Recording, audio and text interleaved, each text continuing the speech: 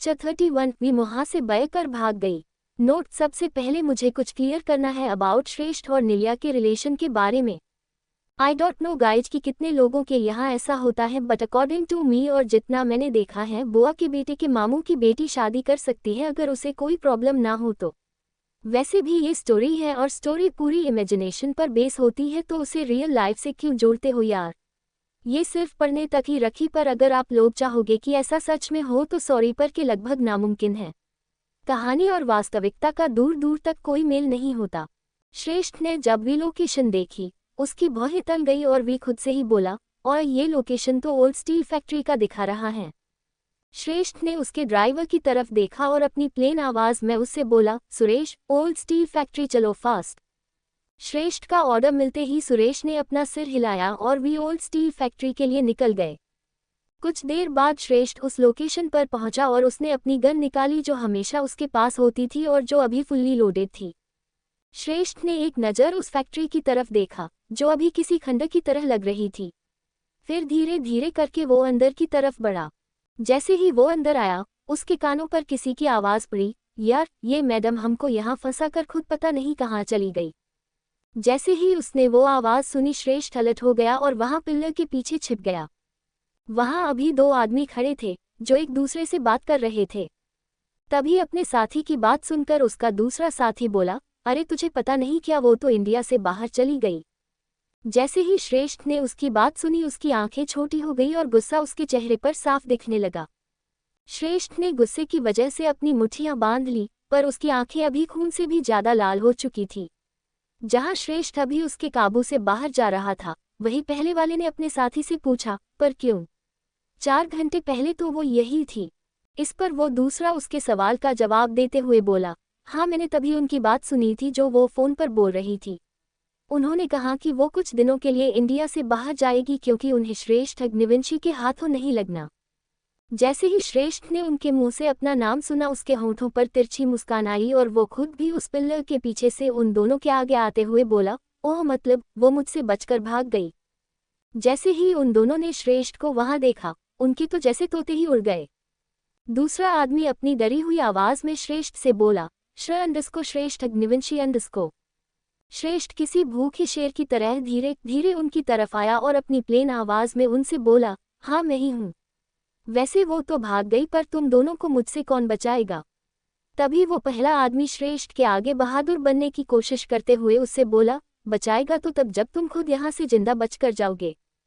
ये सुनते ही श्रेष्ठ हंसने लगा और उन दोनों की तरफ देखकर बोला, लेट्स सी कि कौन बचता है और कौन नहीं। इसी के साथ श्रेष्ठ अकेले ही उन दोनों से लड़ने लगा और उन दोनों को कुत्तों की तरह पिटने लगा। श्रेष्ठ के अंदर जितना भी गुस्सा, जितनी भी नफरत भरी थी, उसने वो सब कुछ उन दोनों पर उतार दिया और उनको बेहाल होने तक मारता रहा।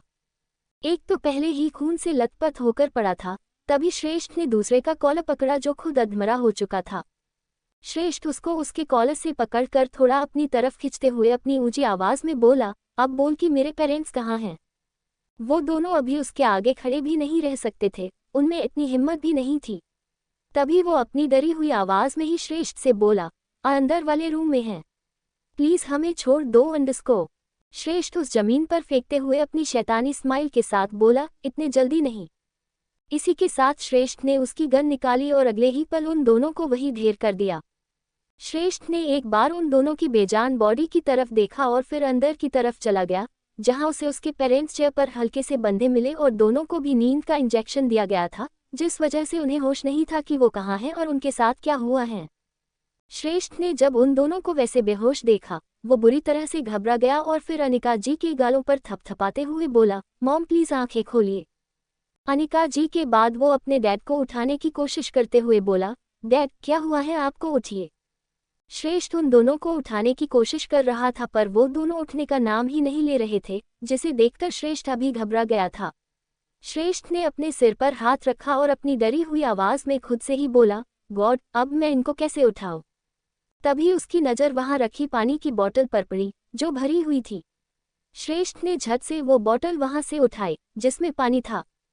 श्रेष्ठ ने पहले सूंघ कर चेक किया कि वो पानी ही है या कुछ और। जब उसे ये कन्फर्म हुआ कि वो पानी ही है, तब उसने उस पानी से कुछ छींटे अपने पेरेंट्स के चेहरे पर मारे।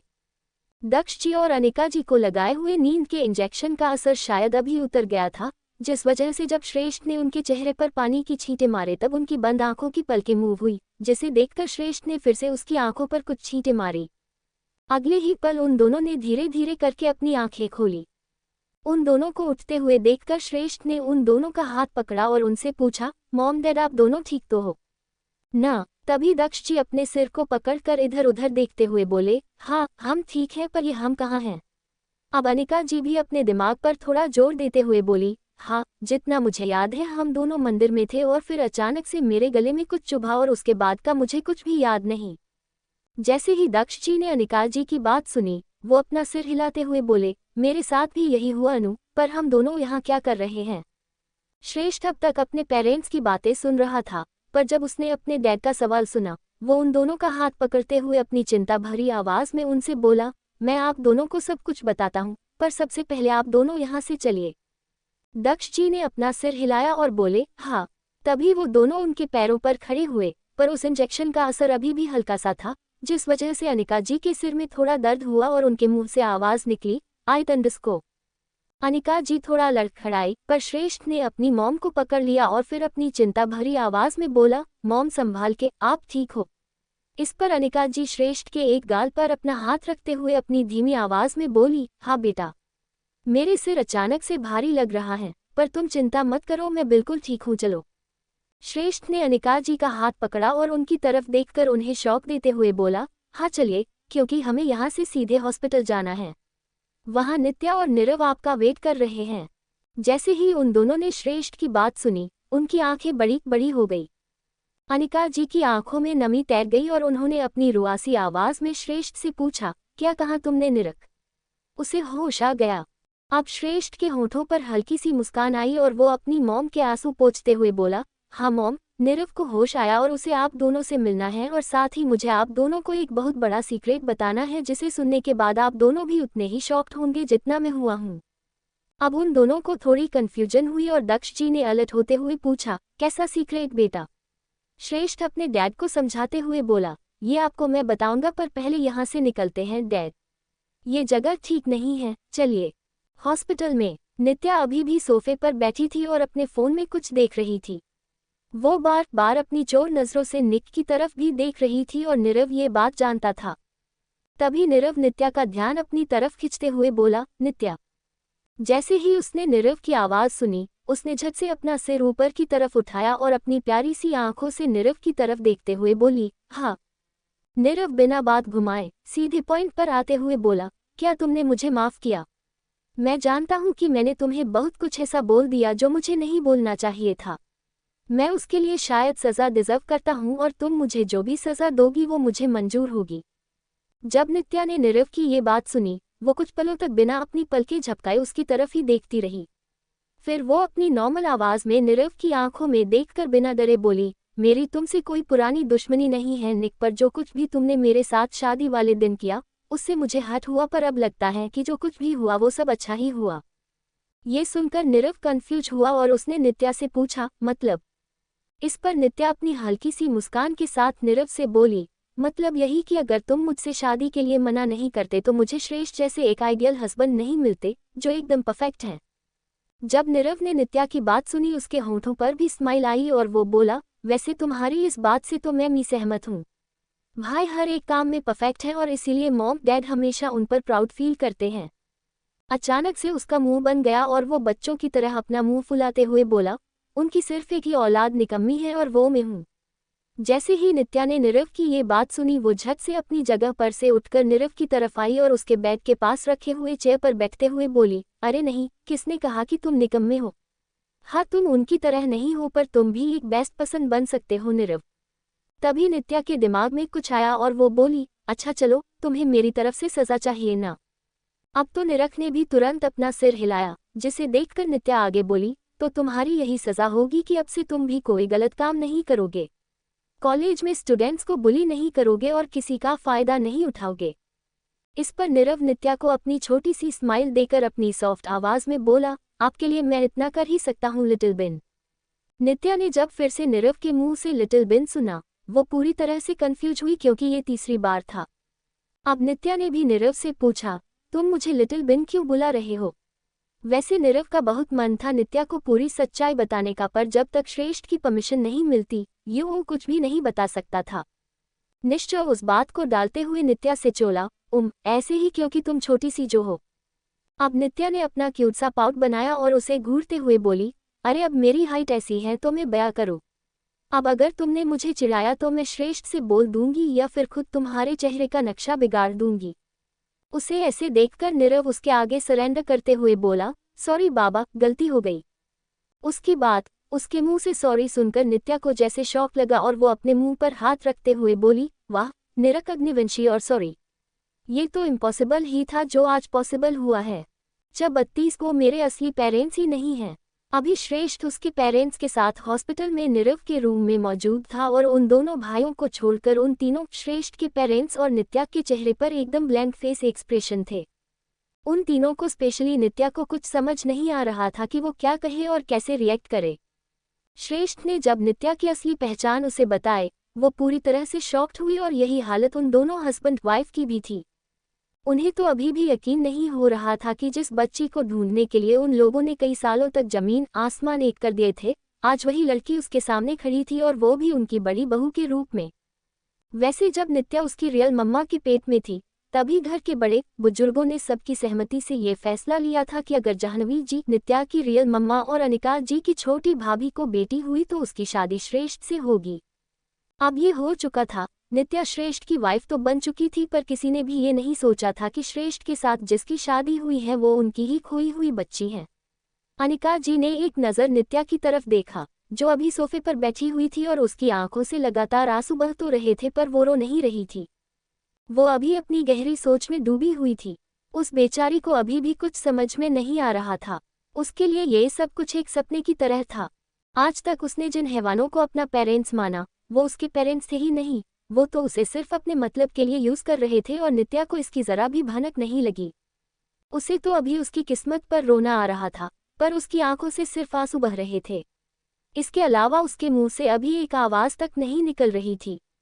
अनिका जी नित्या की तरफ आई और उसके पास बैठकर अपनी नमी भरी आंखों से उसे देखकर बोली, न अंडस्को नित्या, ये मेरे आयुष भाई और जाह्नवी भाभी की बेटी है। इस पर नीरव भी अपना सिर हाँ में हिलाकर अपनी हल्की सी मुस्कान के साथ बोला, हाँ मॉम, ये मेरा लिटिल बिन ही है। अनिका जी ने भी ज्यादा टाइम वेस्ट नहीं किया और नित्या को अपने सीने से लगाते हुए बोली, सच में भगवान जी के खेल भी निराले हैं, देखो उन्होंने इतने सालों बाद हमें हमारी बच्ची लौटा दी। नित्या ने भी अनिका जी के सीने में अपना चेहरा छिपाया और रोते हुए बोली, जिनको मैं अब तक अपना पेरेंट्स समझते आ रही थी वो मेरे असली पेरेंट्स ही नहीं हैं। उन लोगों ने मुझे मेरी फैमिली से दूर किया, पर क्यों? अब नित्या की आंखों में सवाल थे जिसके जवाब उसे जानने थे, पर नित्या के सवालों के जवाब श्रेष्ठ को भी ठीक से पता नहीं था। नित्या को रोता हुआ देखकर वो नित्या के पास आया और उसका हाथ पकड़कर बोला, उस देव माथुर को आयुष मामू से उनका बदला लेना था जिस वजह से उसने इतनी गिरी हुई हरकत की। अब नित्या भी श्रेष्ठ की बात सुनकर आगे बोली, इसीलिए जब भी वो दोनों मुझे टॉर्चर करते थे, मेरी हालत देखकर उनकी आंखों में एक भी आंसू नहीं आते थे, क्योंकि जो अपने ही नहीं सिर्फ दुश्मन है उनसे हमदर्दी की उम्मीद ही क्या कर सकते हैं। वही अनिका जी अपनी आस भरी नजरों से नित्या की तरफ देखने लगी और फिर उसके चेहरे को अपने हाथों में भरते हुए बोली, मुझे तो अभी भी यकीन नहीं हो रहा कि ये मेरी बच्ची है, मेरे भाई का अंश। जहां अनिका जी और नित्या पूरी तरह से इमोशनल हो चुके थे, वही नीरव अनिका जी की तरफ देखकर बोला, मॉम, हम शेखावत फैमिली को नित्या के बारे में बताए। जैसे ही नित्या ने शेखावत फैमिली का नाम सुना, उसके दिल की धड़कन तेज हो गई, क्योंकि कल तक वो शेखावत फैमिली को सिर्फ एक हाई प्रोफाइल फैमिली और खासकर श्रेष्ठ के ननिहाल वाली फैमिली के तौर पर ही जानती थी, पर उस बेचारी को ये कहाँ पता था कि उस फैमिली से उसका बहुत गहरा रिश्ता है। अगर अग्निवंशी फैमिली खतरनाक थी तो शेखावत भी कुछ कम नहीं थे। इन दोनों फैमिलीज के आगे कोई भी टिक नहीं पाता था। उस पर शेखावत फैमिली की अभी की जनरेशन काफी खतरनाक थी। करण शेखावत का बड़ा बेटा, मतलब नित्या के बड़े पापा का बड़ा बेटा संकल्प शेखावत, ताकत और डोमिनेंस में श्रेष्ठ को टक्कर देता है। करण शेखावत को दो बेटे हैं, संकल्प और रियान। जहां संकल्प अपने डैड और चाचू को बिजनेस में हेल्प करता था, वही रियान नीरव की तरह कॉलेज स्टूडेंट होकर उसी कॉलेज में था जहां नित्या थी, पर कभी उन लोगों की मुलाकात नहीं हुई। वैसे इसके पीछे भी कुछ रीजन है जो वक्त के साथ आगे आएगा। वही नित्या के पापा आयुष शेखावत को नित्या से पहले एक बेटा है, आर्य शेखावत, जो नित्या से काफी बड़ा है और अभी अपने बड़े भाई संकल्प के साथ बिजनेस हैंडल करता है। अब आगे, जब श्रेष्ठ ने नीरव की बात सुनी वो अपना सिर न में हिलाकर उससे बोला, नहीं नीरव, अभी नहीं। वो लोग 1 महीने के लिए काशी गए हैं और मैं नहीं चाहता कि ऐसे में हम उन्हें डिस्टर्ब करें। दक्ष जी भी अपने बड़े बेटे की बातों से सहमत होकर अपना सिर हिलाते हुए बोले, हाँ, और अभी सिर्फ 1 ही हफ्ता है उनके आने में, फिर उन्हें ये सच पता चल जाएगा। निक ने उन दोनों की बातें सुनी और उसे समझकर अपना सिर हाँ में भी हिलाया। तभी उसकी नज़र नित्या पर पड़ी और वो अनिका जी की तरफ देखने के बाद उनसे बोला, मॉम, आपको क्या लगता है कि ये सब कुछ जानने के बाद मामू मामी और बाकी सबका रिएक्शन क्या होगा और क्या वो सब नित्या को एक्सेप्ट करेंगे? उसका सवाल सुनकर नित्या को अभी घबराहट होने लगी थी। उसके दिल में डर बैठ गया था कि अगर उन लोगों ने उसे एक्सेप्ट करने से मना कर दिया तो। नित्या को बचपन में पेरेंट्स तो मिले पर वो झूठे, लालची और सबसे बुरे थे जिन्होंने उसे सिर्फ अपने मतलब के लिए यूज किया। अब उसके दिल में एक आस थी कि अब तो उसे उसके असली पेरेंट्स मिलेंगे, पर वो कहीं ना कहीं ये भी जानती थी कि उन्हें नित्या को एक्सेप्ट करने में काफ़ी मुश्किल होगी। अब तो नित्या भी अनिका जी की तरफ देखने लगी, क्योंकि वो भी शेखावत खानदान की ही बेटी थी और अपनी फैमिली को सबसे ज़्यादा अच्छी तरीके से वही जानती थी।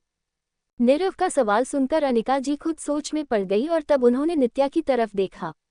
उन्हें नित्या के मासूम आंखों में एक छोटी सी उम्मीद की किरण दिख रही थी, जिसे अनिका जी तोड़ना नहीं चाहती थी, पर वो उसे कोई झूठी उम्मीद भी तो नहीं दे सकती थी, क्योंकि इससे नित्या को और भी ज़्यादा तकलीफ होती।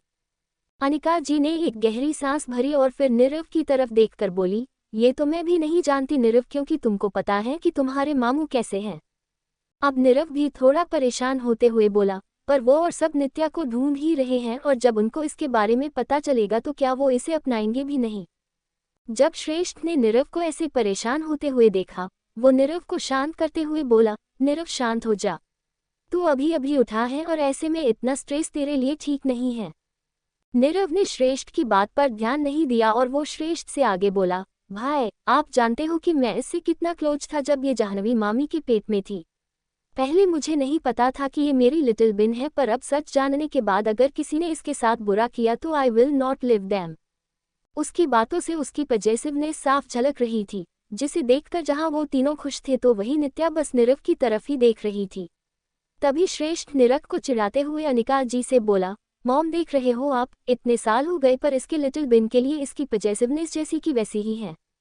अपने बड़े भाई की बात सुनकर नीरव बस उसकी तरफ देखने लगा। तभी श्रेष्ठ की नज़र नित्या पर पड़ी, जिसकी आंखों से आंसू बह रहे थे। उसके आंसू देखकर श्रेष्ठ उसके आंसू पोंछते हुए अपनी सीरियस आवाज में बोला, तुम तभी तो बहुत शेरनी की तरह बहादुर बन रही थी ना, तो अब भीगी बिल्ली क्यों बनी हो और ये इतने मोटे मोटे आंसू तुम्हारी आंखों में क्यों हैं? नित्या ने बस अपना सिर नीचे झुकाया, जिसे देखकर श्रेष्ठ ने उसके छोटे से चेहरे को अपने हाथों में भरा और उसे ऊपर की तरफ उठाया। अभी उन दोनों की आंखें एक दूसरे से लॉक हो गई और कुछ पलों बाद श्रेष्ठ ने अपने होंठ नित्या के माथे पर रखे, जिसे महसूस करते ही नित्या ने अपनी आंखें बंद की और श्रेष्ठ के होंठों को अपने माथे पर पूरी तरह से फील करने लगी। कुछ पलों बाद श्रेष्ठ नित्या की आंखों में देखकर उससे बोला, मेरी शेरनी की आंखों में आंसू अच्छे नहीं लगते और मैं जानता हूं कि तुम्हें कौन सी बात परेशान कर रही है। श्रेष्ठ का ये रूप देखकर उसके पेरेंट्स और नीरव के होंठों पर छोटी सी स्माइल आई। वही श्रेष्ठ नित्या को समझाते हुए आगे बोला, तुम बिल्कुल भी डरो मत नित्या, क्योंकि चाहे कुछ भी हो जाए पर मैं कभी तुम्हारा साथ नहीं छोड़ूंगा। हमारा साथ सिर्फ इन 7 जन्मों तक का नहीं है, ये जन्मों जन्मों तक का है। तुम मेरी सबसे बड़ी ब्लेसिंग हो नित्या, एंड ट्रस्ट मी, मैं तुम्हें कभी अकेला नहीं छोड़ूंगा। श्रेष्ठ की बातों ने नित्या का जैसे दिल ही जीत लिया और उसके दिल में जो भी डर बैठा था वो पूरी तरह से गायब हो गया। अगले ही पल नित्या ने श्रेष्ठ को हक किया और बोली, आई लव यू श्रेष्ठ। नित्या का लव कन्फेशन सुनकर श्रेष्ठ के होंठों पर स्माइल आई और वो नित्या को अपनी बाहों में पूरी तरह से कैद करते हुए बोला, I love you too Mrs Nitya Shrestha Agnivanshi. उनकी बात कम कन्फेशन के बाद नीरव सिटियां मारने लगा और श्रेष्ठ के पेरेंट्स उनके बच्चों के लिए बहुत ज़्यादा खुश थे। उनकी खुशी उनकी आंखों में झलक रही थी। तभी दक्ष जी उन दोनों लव बर्ड्स को उनकी दुनिया से बाहर लाते हुए बोले, टाइम अप बच्चों। वो क्या है ना कि हम घर में नहीं हैं और तुम दोनों भी अपने रूम में नहीं हो। ये हॉस्पिटल का रूम है जहाँ कई लोगों का आना जाना होता है और मैं नहीं चाहता कि कोई तुम दोनों को ऐसे देखे और फिर तुम्हारे इस प्यार भरे रिश्ते को नज़र लगाए। अब अनिका जी भी अपने पति की बातों से पूरी तरह से सहमत होते हुए बोली, मैं आपकी बातों से पूरी तरह से सहमत हूँ दक्ष। नीरव श्रेष्ठ की तरफ देखकर अपनी सीरियस और गुस्से भरी आवाज में बोला, भाई वैसे उन तीनों का क्या सोचा है आपने? तारिका को तो हम देख ही लेंगे पर वो दोनों भी बचने नहीं चाहिए। उन तीनों का जिक्र सुनते ही नित्या की पकड़ श्रेष्ठ पर मजबूत हुई, जो श्रेष्ठ महसूस कर पा रहा था। वही अनिका जी अपने छोटे बेटे की बातों से सहमत होकर बोली, नीरव बिल्कुल ठीक कह रहा है श्रेष्ठ। उन दोनों की वजह से मेरी बच्ची को ना जाने क्या कुछ नहीं झेलना पड़ा। यहाँ तक कि वो आदमी। अनिका जी एकदम से चुप हो गई, पर जब नित्या ने अनिका जी की बात सुनी उसे अपने आप ही वो सब याद आने लगा, जिस वजह से एक पल के लिए उसकी रूह कांप गई और उसने झट से श्रेष्ठ के सीने में अपने चेहरे को छिपा दिया। श्रेष्ठ की बाहों में नित्या को काफी सेफ फील होता था, एक सुकून मिलता था, जिस वजह से वो श्रेष्ठ की बाहों में सिमट सी गई। 33 मुझे मेरी नित्या पर पूरा भरोसा है। अभी नित्या श्रेष्ठ की बाहों में सिमटी हुई थी और श्रेष्ठ अपनी उंगलियों से नित्या के बालों को सहला रहा था। तभी अनिका जी नित्या की तरफ देखकर अपनी डर भरी आवाज में बोली, वो तो भगवान जी की कृपा बनी थी इस पर जो वो आदमी कभी अपने इरादों में कामयाब नहीं हुआ। उनकी बात सुनकर श्रेष्ठ की आंखें गुस्से से लाल हो गई और वो अपने दांत पीसकर बोला, मॉम आप चिंता मत करो, बस एक बार वो मेरे हाथ लगे फिर मैं उसको ऐसी सजा दूंगा जो उसने कभी अपने बुरे से बुरे ख्वाब में भी सोची नहीं होगी। तभी नित्या ने श्रेष्ठ की तरफ देखा और अपनी कांपती हुई आवाज में बोली, श्रेष्ठ अगर वो फिर से आ गए और उन्होंने मुझे आप लोगों से दूर कर दिया तो। इससे पहले श्रेष्ठ कुछ बोलता, निक नित्या की तरफ देखकर अपनी सॉफ्ट आवाज में बोला, ऐसा हो ही नहीं सकता और आपको हम लोगों से दूर करे इतनी ताकत किसी में भी नहीं है लिटिल बिन। नीरव ने श्रेष्ठ की तरफ देखा और उससे पूछा, क्यों भाई, अब इसकी जिम्मेदारी हमारी है ना? निश्चय की चाट सुनकर श्रेष्ठ ने एक नज़र नित्या की तरफ देखा जिसकी आंखों में डर साफ दिख रहा था। श्रेष्ठ नित्या की आंखों में झलकते उस डर की तरफ देखते हुए अपनी प्लेन आवाज में बोला, नहीं। श्रेष्ठ के मुंह से निकले उस एक शब्द ने सबकी नजरें अस उसी की तरफ मोड़ दी और वो सब श्रेष्ठ को ही देखने लगे। श्रेष्ठ को ना बोलता देख नित्या की आंखों में अचानक से आंसू आए, पर तभी उसने श्रेष्ठ की बात सुनी, ये खुद अपने आप को संभाल सकती हैं और मुझे मेरी नित्या पर पूरा भरोसा है।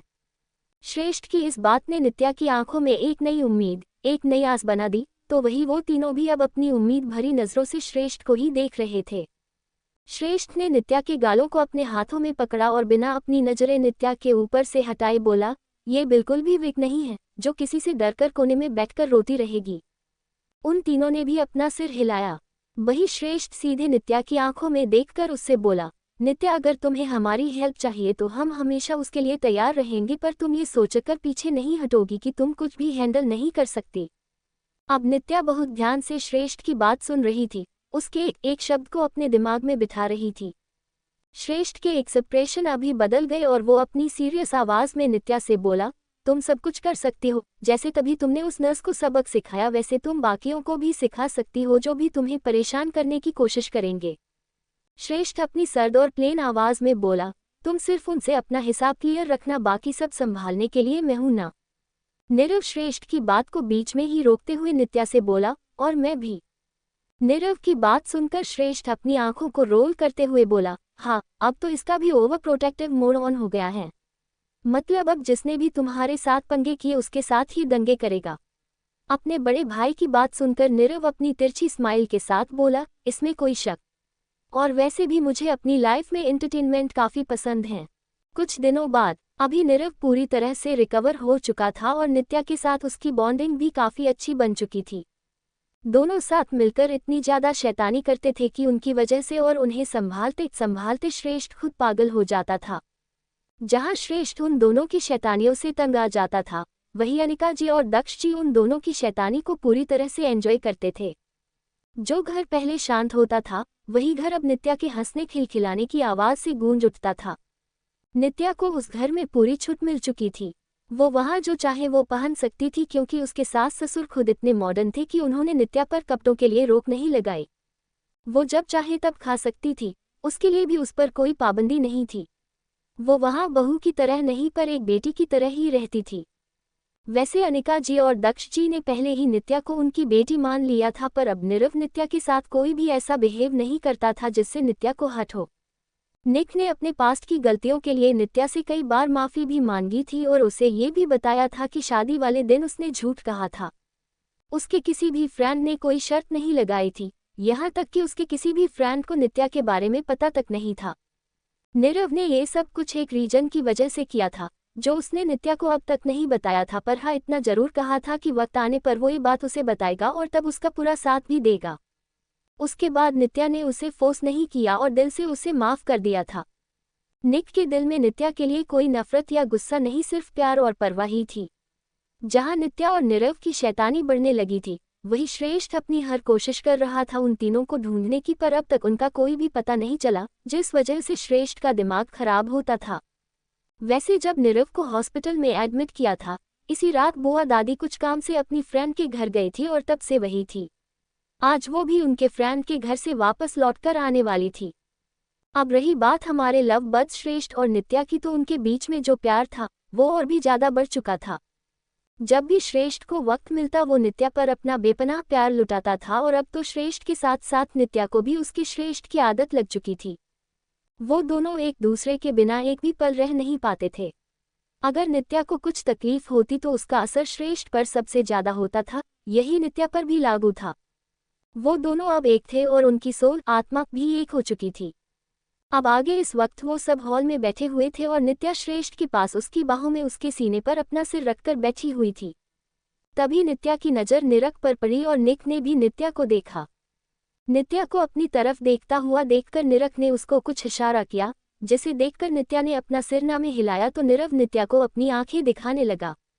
श्रेष्ठ ने जब उन दोनों को देखा उसकी आंखें सिकुड़ गई और उसने उनसे पूछा, क्या हुआ और तुम दोनों के बीच में ये क्या इशारों से बातें हो रही हैं?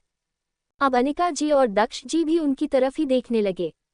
वही श्रेष्ठ ने नीरव की तरफ देखकर उससे पूछा, तू नित्या को आंखें क्यों दिखा रहा है और ये अपना सिर में क्यों हिला रही थी?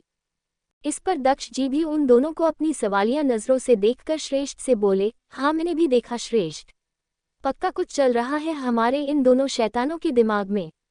अब श्रेष्ठ ने अपनी प्लेन और सीरियस आवाज में उनसे पूछा, तो बच्चों अपनी शैतानी बंद करो और सीधे सीधे बताओ कि क्या चल रहा है दोनों के दिमाग में। अगर मैंने अपने तरीके से पता लगाया तो दोनों की बहुत बुरी बैंड बजेगी।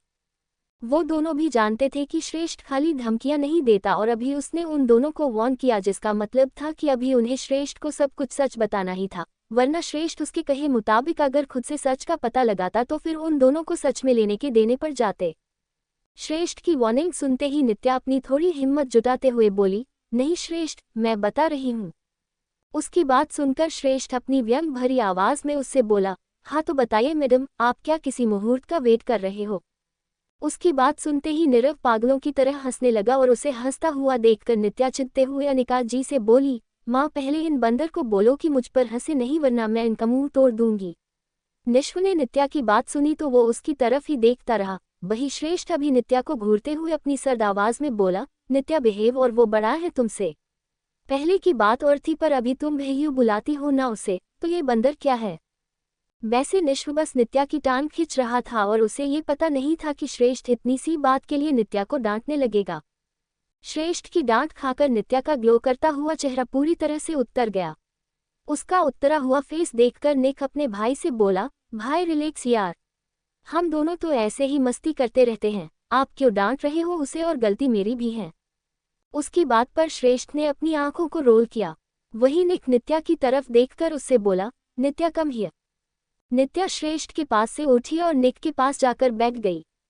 अभी उन दोनों में कुछ भी झिझक नहीं थी और वो दोनों एक दूसरे के साथ काफी कंफर्टेबल थे और श्रेष्ठ को भी इससे प्रॉब्लम नहीं थी।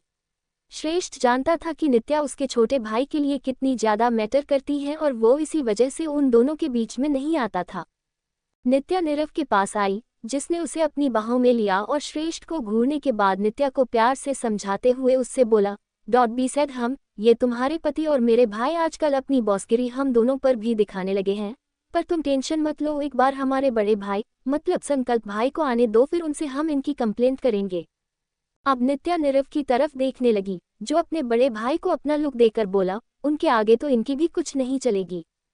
जब श्रेष्ठ ने नीरव की बात सुनी वो अपने हाथों को अपने सीने के पास मोड़ते हुए बोला, सुना मैंने और मैं भाई से नहीं डरता। अगर उन दोनों को तुम्हारी दिन ब दिन बढ़ती शैतानियों के बारे में पता चला ना तो देखना वो भी तुम्हें ऐसे ही डांटेंगे जैसे मैं डांट रहा हूँ। श्रेष्ठ की ये बात सुनकर नित्या दक्ष जी को अपनी पपी डॉग वाली आंखें दिखाने लगी। अब उसकी प्यारी सी आंखें देखकर वो भला कैसे नहीं पिघलते। उन्होंने श्रेष्ठ की तरफ देखा और बोले, बस कर यार, आज के लिए बहुत हो गया, अब और कितना डांटेगा बच्चों को। दक्ष जी की बात सुनकर वो दोनों श्रेष्ठ को अपनी शैतानी स्माइल देने लगे, तो वही श्रेष्ठ उन दोनों को घूरकर अपने डैड से बोला, डैड आपके ये दोनों बिगैल बच्चे मेरी नाक में दम करके रखते हैं। उसकी बात सुनकर नित्या ने अपना पाउट बनाया, पर इस बार श्रेष्ठ उसके पाउट के चक्कर में नहीं फंसा। वो उन दोनों की तरफ देखकर उन्हें वार्न करते हुए बोला, कल से तुम दोनों कॉलेज जा रहे हो और निक अब अगर मुझे कॉलेज से तेरी कंप्लेंट आई तो देख लेना। इस पर निक श्रेष्ठ को अपनी नॉटी सी स्माइल देते हुए बोला, नहीं भाई, अब से मेरे साथ इस मंकी की भी कंप्लेंट आएगी, डोंट वरी। इतना कहकर उसने नित्या को हाई फाइव दिया और अगले ही पल वो दोनों हंसने लगे। उनको हंसता हुआ देख श्रेष्ठ अपने डैड से बोला, ये देखो डैड इनको, और आप मुझे बोल रहे हो कि मैं इनको डांटू ना। अगर सही समय पर इन्हें संभाला नहीं तो ये शैतान के बच्चे हाथ से निकल जाएंगे।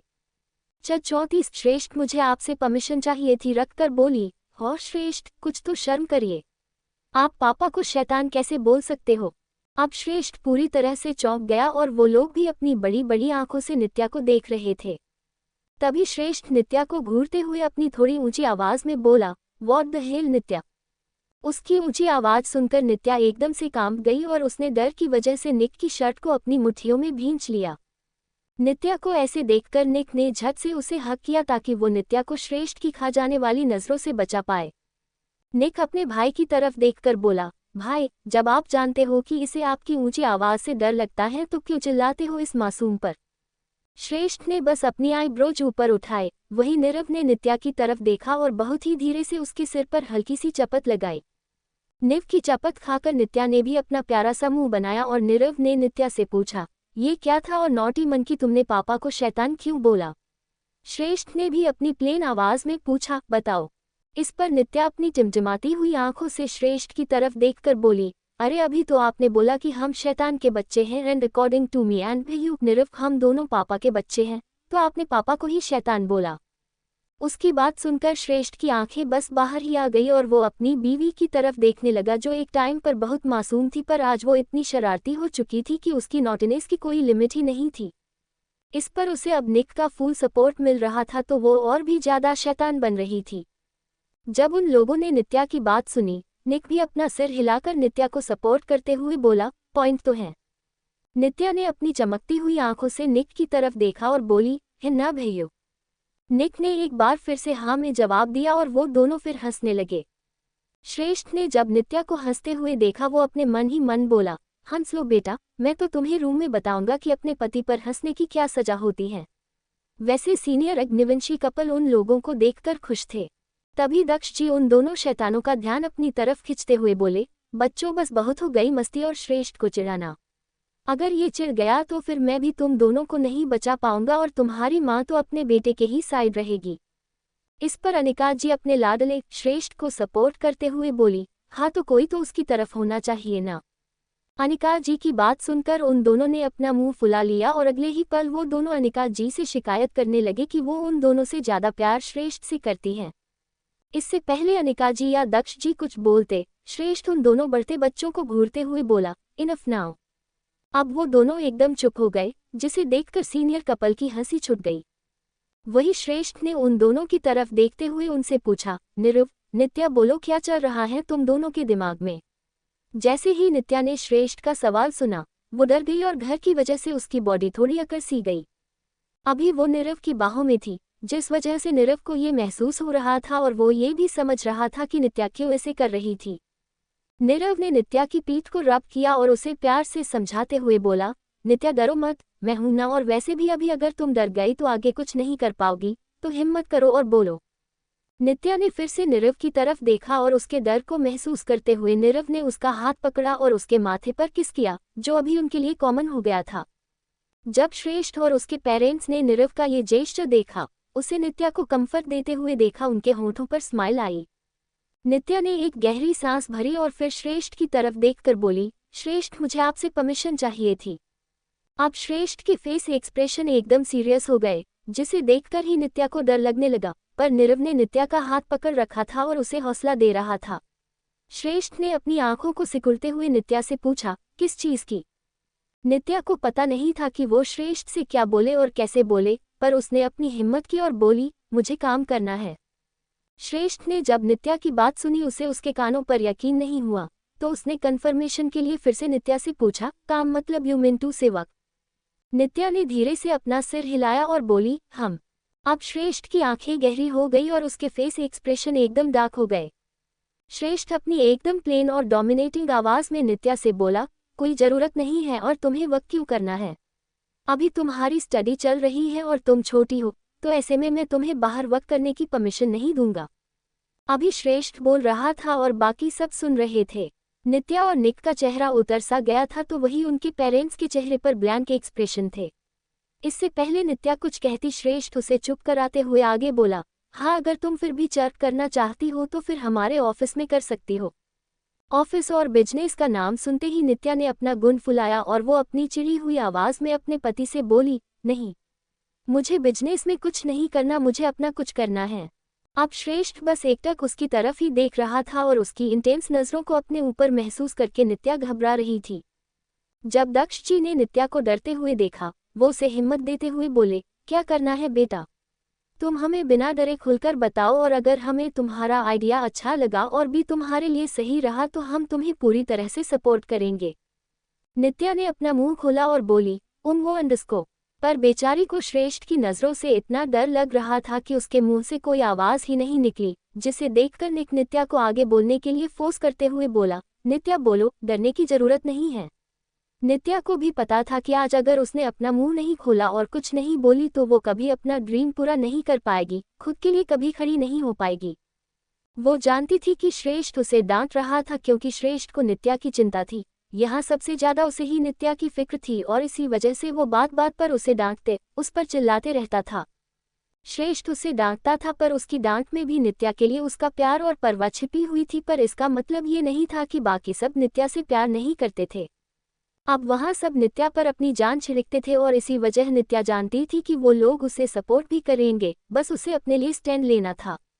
नित्या ने डर की वजह से नीरव का हाथ कसके पकड़ा, जिस वजह से नित्या के नाखून अभी नीरव की स्किन के अंदर घुस रहे थे, पर नीरव को उससे कुछ भी फर्क नहीं पड़ा। वो नित्या को अपने सीने से लगाए बैठा था और उसके मुंह से एक उफ तक नहीं निकल रही थी, पर वो बार बार नित्या को इनकरेज कर रहा था।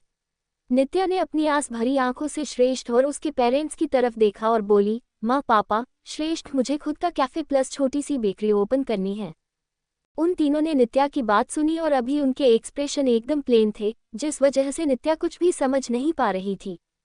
इससे पहले उन तीनों में से कोई कुछ बोलता, नित्या उनसे रिक्वेस्ट करते हुए बोली, प्लीज मुझे मना मत करिए, ये मेरा ड्रीम है और भैया ने बोला कि वो इसमें मेरा साथ देंगे, तो हम दोनों ये पार्टनरशिप में करना चाहते हैं। श्रेष्ठ ने जब नीरव के पार्टनरशिप की बात सुनी, उसने अपनी प्लेन आवाज में नीरव से पूछा, तुझे बिजनेस ज्वाइन नहीं करना नीरव? अपने भाई के इस सवाल पर नीरव ने झट से अपना सिर हिलाया और उसे अपनी बात एक्सप्लेन करते हुए बोला, भाई मुझे कुछ टाइम तक नित्या के साथ कैफे में वर्क करने दो ना, जब तक इसका कैफे पूरी तरह से सेटल नहीं हो जाता, फिर मैं बिजनेस ज्वाइन कर लूंगा, पक्का। जब दक्ष जी ने नीरव और नित्या की बात सुनी, वो उन दोनों से काफी इम्प्रेस हुए और अपने बड़े बेटे से बोले, मुझे इसमें कोई दिक्कत नहीं लग रही है श्रेष्ठ, और वैसे भी नित्या को खुद से कुछ करना है, ये बहुत अच्छी बात है। अब अनिका जी भी अपने पति को सपोर्ट करते हुए नित्या की तरफ देखकर उसे अपनी प्यारी सी स्माइल देकर बोली, I am proud of you बेटा। उनकी इस बात ने नित्या का दर्द थोड़ा कम कर दिया और वो अनिका जी को अपनी क्यूट सी शक्ल दिखाते हुए बोली, थैंक यू माँ, पर आप श्रेष्ठ से बोलिए ना कि मान जाए। श्रेष्ठ ने अपने भाई और बीवी की तरफ देखा और अपनी ब्लैंक आवाज में बोला, मैं सिर्फ एक ही शर्त पर परमिशन दूंगा नित्या। अब नित्या कंफ्यूज हुई और उसने श्रेष्ठ से पूछा, कैसी शर्त? जहां नित्या श्रेष्ठ की तरफ देख रही थी, वही नीरव के दिमाग में कुछ और ही चल रहा था, यार अब ये भाई कोई ऐसी वैसी डिफिकल्ट शर्त ना रख दे। हम दोनों ने कितना कुछ सोचकर रखा है कैफे के लिए, अगर भाई ने कोई इम्पॉसिबल वाली शर्त रखी जिसे नित्या पूरी ना कर पाई तो हमारे कैफे के सपने पानी में जाएंगे। तभी अचानक से श्रेष्ठ के होठों पर एक टेढ़ी मुस्कान आई और वो उन दोनों की तरफ देखकर उनसे बोला, नित्या मेरी शर्त है कि तुम दोनों के कैफे का तीसरा पार्टनर मैं बनूंगा एंड कैफे यही आसपास ही होगा, क्योंकि मैं तुम्हें दूर जाने की परमिशन नहीं दूंगा। वैसे उन दोनों को श्रेष्ठ के उनके पार्टनर बनने से कोई भी प्रॉब्लम नहीं थी, पर जब नित्या ने उसके बाद आगे सुना तो उसका मुंह बन गया। नित्या ने झट से अपना सिरना में हिलाया और श्रेष्ठ से बोली, नहीं ऐसा नहीं होगा ना श्रेष्ठ, और यहाँ कैसे कैफे स्टार्ट करूंगी?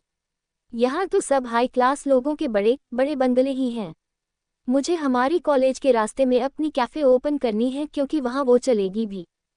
दक्ष जी ने भी नित्या की बातों पर गौर किया और फिर श्रेष्ठ की तरफ देखकर बोले, I think Nitya is right श्रेष्ठ। दक्ष जी की बात सुनकर जहां उन दोनों की आंखें चमक उठी, वही श्रेष्ठ उसके डैड की तरफ देखकर बोला, पर डैड। इससे पहले वो अपनी बात पूरी करता नीरव उसे बीच में ही रोकते हुए बोला, भाई आप चिंता मत करो यार, मैं जानता हूँ आपको इसकी सेफ्टी की चिंता है, तो मैं रहूंगा ना इसके साथ, और वैसे ये खुद भी शेरनी है और अब तो इसकी ताकत भी बढ़ चुकी है। आप इसे एक चांस तो दो यार प्लीज ना। इस पर दक्ष जी भी अपने बड़े बेटे को समझाते हुए बोले, हाँ और बीच बीच में एक दो चक्कर मैं और अनु भी लगाया करेंगे। इस पर दक्ष जी भी अपने बड़े बेटे को समझाते हुए बोले, हाँ और बीच बीच में एक दो चक्कर में और अनु भी लगाया करेंगे। श्रेष्ठ के दिमाग में अभी बहुत सारे सवाल थे और उससे भी ज्यादा उसके दिल में एक डर था। वो किसी भी कीमत पर नित्या को खोना नहीं चाहता था। श्रेष्ठ की चिंता और उसका डर उसके चेहरे पर साफ झलक रहा था और वो लोग ये देख पा रहे थे। 35 मैं हमेशा मेरी नित्या को सपोर्ट करूंगा। अपने हेड की बात सुनने के बाद श्रेष्ठ ने नित्या की तरफ देखा, जो अभी अपनी आस भरी नजरों से उसकी तरफ ही देख रही थी। यही आस दक्ष जी ने भी नित्या की आंखों में देखी और वो उस बच्ची की आस नहीं तोड़ना चाहते थे, और वैसे भी वो किसी अनजान के से तो ये नहीं बोल रही थी। श्रेष्ठ उसका पति था और श्रेष्ठ पर उसका पूरा हक भी था, और उसी हक से नित्या ने पहली बार श्रेष्ठ से कुछ मांगा था। दक्ष जी फिर से अपने जिद्दी बेटे को समझाते हुए बोले, देख श्रेष्ठ यही सही टाइम है बेटा, वो बच्ची कुछ करना चाहती है, आगे बढ़ना चाहती है, तो ये तेरा फर्ज है कि तू उसे उसके हर फैसले में सपोर्ट करे। दक्ष जी भी बात सुनकर श्रेष्ठ उसके डैड की तरफ देखने लगा। उन्हें पता था कि श्रेष्ठ क्या सोच रहा है और उसके दिमाग में अभी क्या चल रहा है। वो श्रेष्ठ की सभी कंफ्यूजन को दूर करते हुए बोले, मैं ये नहीं बोल रहा कि तू उसके गलत में भी उसका साथ दे। अगर वो गलत हो तो तुझे पूरा हक है उसे सही करने का, पर अगर वो कुछ अच्छा करना चाहती है तो तू उसमें उसका साथ तो दे ही सकता है ना। अब अनिका जी श्रेष्ठ की तरफ आई और अपने पति को सपोर्ट करते हुए श्रेष्ठ से बोली, तुम्हारे डैड बिल्कुल ठीक कह रहे हैं श्रेष्ठ, उसे तुम्हारा सपोर्ट चाहिए जो तुम उसे दोगे राइट। अनिका जी की इस बात पर श्रेष्ठ ने उन्हें हक किया और फिर अपनी प्यार और रिस्पेक्ट भरी नजरों से नित्या की तरफ देखते हुए अपनी मॉम से बोला, हाँ मॉम, मैं हमेशा मेरी नित्या को सपोर्ट करूंगा जैसे डैड आपको करते हैं। श्रेष्ठ की बात सुनते ही नित्या ने श्रेष्ठ से पूछा, मतलब आपको कोई प्रॉब्लम नहीं है मेरे कैफे ओपन करने से? उसके सवाल से श्रेष्ठ के होठों पर प्यारी सी स्माइल आई और वो अपना सिर ना में हिलाते हुए बोला, नहीं। जैसे ही नित्या ने ये सुना उसके खुशी का कोई ठिकाना ही नहीं रहा और वो बच्चों की तरह खुशी के मारे फुदकते हुए बोली, येस येस। नित्या ने नीरव की तरफ देखा, जो भी अभी काफी खुश था। नित्या नीरव का हाथ पकड़कर अपनी जगह पर ही बंदर की तरह कूदते हुए बोली, भैया हमें परमिशन मिल गई, येस। नीरव ने भी अपना सिर हिलाया और नित्या ने निक को हक किया, जिसे देखकर श्रेष्ठ ने अपना मुंह फुला लिया। श्रेष्ठ नित्या की तरफ देखकर किसी रूठे हुए बच्चों की तरह बोला, वाह जी, मतलब परमिशन आपको मैंने दी और सारा प्यार आप अपने भैयों पर लुटा रहे हो। सही जा रहे हो बेटा जी। श्रेष्ठ की बात सुनकर नित्या उसे अपनी बत्तीसी दिखाने लगी और अगले ही पल किसी बुलेट ट्रेन की तरह भागते हुए श्रेष्ठ की तरफ आई और उसके सीने से लग गई। नित्या श्रेष्ठ के गालों पर किस करते हुए बोली, thank you Shreshth, you are the best husband in the world.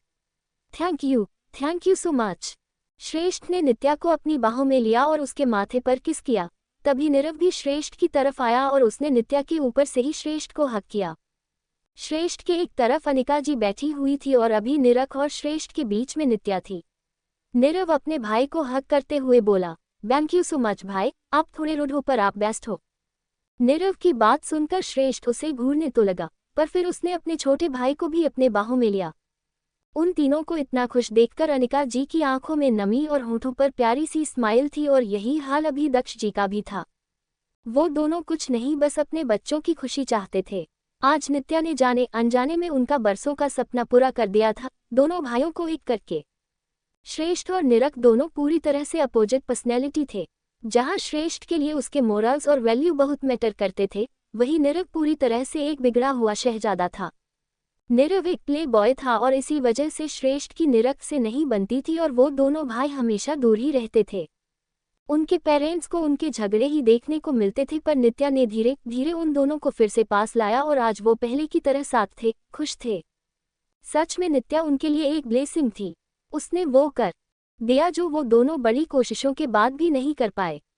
जब दक्ष जी ने अनिका जी की आंखों में आंसू देखे, उन्होंने अपना सिर नामे हिलाकर उन्हें रोने से मना किया, क्योंकि अगर वो रोती तो उनके बच्चे परेशान हो जाते और उन्हें उन तीनों का ये प्यारा सा मोमेंट कहाँ देखने को मिलता। अनिका जी अपने पति की बात समझ गई और उन्होंने झट से अपने आंसू साफ किए। अभी उन दोनों भाइयों ने नित्या को उनके बीच में जकड़ रखा था, जिसकी वजह से नित्या ने अपनी प्यारी सी रोनी शक्ल बनाई और बोली, अरे आप दोनों ने मुझे पूरा सैंडविच बना दिया, कोई तो बचाओ मुझे। उसकी बात सुनते ही वो दोनों भाई खुलकर हंसने लगे और दोनों के मुंह से साथ में बस एक ही शब्द निकला, नौटंकी। उन दोनों ने एक दूसरे की तरफ देखा, वही नित्या टुकुर टुकुर उन दोनों को देखने लगी। अगले ही पल वो तीनों पागलों की तरह हंसने लगे और उन दोनों भाइयों ने दोनों तरफ से नित्या के गालों पर किस किया, जिस वजह से नित्या की स्माइल और भी बड़ी हो गई। उन तीनों को देखकर अनिका जी ने अपने हाथ जोड़े और उन तीनों की तरफ देखकर अपने मन ही मन भगवान जी से प्रार्थना करने लगी, बहुत सालों बाद मेरे इस सुने घर में इनकी हंसी गूंजी है, भगवान जी आप मेरे बच्चों को हमेशा ऐसे ही खुश हंसते खेलते रखिए। मैं इन तीनों को हमेशा ऐसे ही देखना चाहती हूँ। जहाँ वो दोनों हस्बैंड वाइफ उन तीनों को निहारने में लगे हुए थे, वहीं नीरव नित्या की तरफ देखकर उससे बोला, मनकी आओ हम हमारे कैफे के लिए कुछ देखते हैं। नित्या ने अपना सिर हिलाया और वो दोनों एक जगह निव का फोन देखने लगे। वैसे श्रेष्ठ को भी एक मीटिंग अटेंड करनी थी, तो वो भी अपने फोन में कुछ जरूरी प्रेजेंटेशन देखने लगा। तभी उनके कानों पर ऐसे इंसान की आवाज आई जिनसे यो लोग बेहद चिढ़ते थे, अरे बच्चों अच्छा है सब यही हैं। बुआ दादी बाहर से लिविंग रूम में आते हुए बोली और उनके पीछे एक सर्वेंट उनका लगेज भी लेकर आया। वैसे बुआ दादी को तारिका की करतूत के बारे में कुछ भी पता नहीं था और न ही किसी ने उन्हें इस बारे में कुछ बताया था। बुआ दादी वहां आई और एक सिंगल सीटर सोफे पर बैठ गई। जब नित्या ने उन्हें वहां देखा, नित्या का मुंह बन गया और की धीरे से निक के कान में बोली, भैया ये वापस क्यों आई यार, मुझे ये बिल्कुल भी पसंद नहीं। अब अगर मैंने कुछ भी किया तो ये मुझे सुनाने लगेगी। जब नीरव ने नित्या की बात सुनी, उसकी आईब्रोज सिकुड़ गई। उसने नित्या की तरफ देखा जिसका थोड़ी देर पहले ग्ली करता हुआ चेहरा एकदम से मुरझा गया था। नित्या को ऐसे उदास देखकर निक को बुरा लगा और उसने उसके मनकी को अपने सीने से लगाया। निक नित्या के माथे पर किस करके अपनी सॉफ्ट आवाज में उससे बोला, मेरा मनकी इतना उदास क्यों हो गया हा? तुम उनको छोड़ो ना, और वैसे भी ये तुम्हारा घर है, उनका नहीं। यहाँ तुम्हें जो करना है कर सकती हो, कोई तुम्हें कुछ नहीं बोलेगा। अगर उन्होंने तुम्हें कुछ बोला तो उसके लिए हम हैं।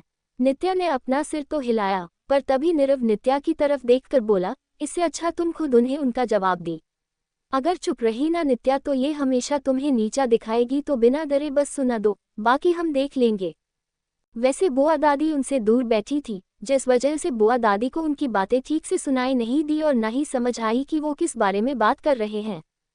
हाँ, श्रेष्ठ और उसके पेरेंट्स उन दोनों की बात सुन पा रहे थे और नीरव जिस तरह से नित्या को समझा रहा था, उसे देखकर आज उन तीनों को सच में उस पर प्राउड फील हो रहा था। नीरव के इस बिहेवियर ने ये प्रूव कर दिया था कि नित्या ने उनके बिगड़ल बेटे को पूरी तरह से बदल दिया है, उसे सही रास्ता दिखा दिया है। उन तीनों के लिए इससे बड़ी और अच्छी बात और क्या ही हो सकती थी। वो तीनों उनके ख्यालों में खोए हुए ही थे कि उनके कानों पर नित्या की धीमी सॉफ्ट आवाज पड़ी, जिसने नीरव की तरफ देखकर उससे पूछा, पर भैया वो मुझसे बहुत बड़ी हैं और अगर माँ पापा को बुरा लगा तो? नित्या के इस सवाल ने दक्ष जी और अनिका जी को हैरान कर दिया था। नित्या को अपने से ज्यादा उनकी चिंता थी, ये देखकर तो दोनों दिल से काफी खुश थे। पर अभी उन तीनों को इस पर नीरव का जवाब जानना था। जब नीरव ने नित्या का सवाल सुना, वो बिना डरे या बिना किसी झिझक के नित्या की आंखों में देखकर बोला, listen to me very carefully बच्चे, अगर वो आपको कुछ गलत बोलेंगी तो आप चुपचाप सुन नहीं सकते। वो बड़ी है तो क्या हुआ, अगर उन्होंने कुछ बोला तो don't care about her age. अब नित्या नीरव की बात बहुत ध्यान से सुन रही थी, वही श्रेष्ठ की आंखों में प्राउड भरे एक्सप्रेशन साफ दिखाई दे रहे थे। नीरव अपनी बात को आगे बढ़ाते हुए नित्या से बोला, अब रही बात मॉम डैड की, तो वो आपको कभी गलत नहीं समझेंगे क्योंकि आप कुछ गलत नहीं कर रही। खुद के लिए स्टैंड लेना इज नॉट बैड थिंग और एनी सीन। हम नित्या नीरव की बात समझते हुए बोली, जी भैया। इससे पहले उन तीनों में से कोई कुछ बोलता बुआ दादी नित्या को घूरते हुए बोली, हे भगवान, क्या देख रही हूँ मैं। श्री अपने पति को छोड़कर देवर के पास बैठी है और बीवी उसके इतने करीब। शर्म नहीं आती क्या इसको। अब नित्या को पता था कि उसकी फैमिली उसके साथ है, जिस वजह से उसे किसी से भी डरने की जरूरत नहीं है। नित्या ने अपने अंदर के झिझक को साइड में किया और अपनी तेज आंखों से ही बुआ दादी को देखकर बोली, नहीं, क्योंकि मैं बेशर्म हूँ और मैं जहाँ चाहे वहाँ बैठूं, आपको उससे क्या। वैसे बुआ दादी को नित्या से इस जवाब की उम्मीद नहीं थी।